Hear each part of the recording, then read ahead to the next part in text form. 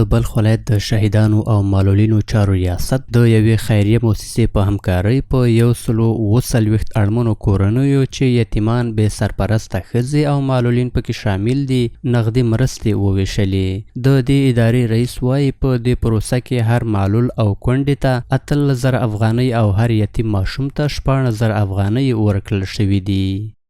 دغه نن چې کوم توزیع د بلخ ولایت د شهدا او معلولینو ریاست کې کیږي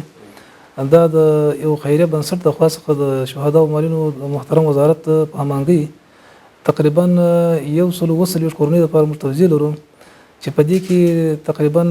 80 کورنۍ د کونډو او معلولینو دي چې هر کور لپاره موږ 18,000 افغانۍ ورکوو او همدارنګه په دې کې تقریبا 80 کورنۍ د یتیمانو دي او هر کور ته موږ 16,000 افغانۍ ورکوو. ښاغلی حکمت همداره زیاتوي چې په ټولیز ډول په دې پروسه کې 2,492,000 افغانۍ ویشل کیږي. دا په مجموع کې تقریبا 4,02,000 افغانۍ دي. دا یو خیریه بنسټ و چې د هغوی د خوا څخه دغه مرسته کړې ده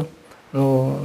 کوشش هغوی نور هم کوي زموږ سره دا وعده کړې ده انشاءالله وخت پر وخت نور هم د همکاري وکړي د یتیمانو کورنۍ سره. په همدې حال کې یو شمېر اړمن چې له دغو مرستو څخه برخمن شوي دي د بلخ ولایت د شهیدانو او معلولینو ریاست له یاد اقدام څخه یې خوښي څرګنده کړه او له ملي سوداګرو څخه یې وغوښتل چې له دغه ریاست سره په همکارۍ دې له اړمنو کورنیو سره مرسته وکړي.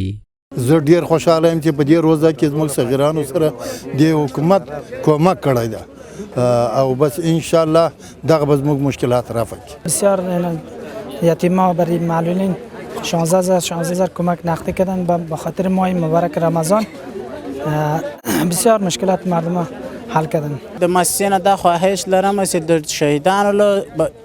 بچیانو سره کمک باید وکړي د سیمونی سره نور خلکو سره کمک وشي دا د شهیدانو بچیانو ته باید رسیدګي وشي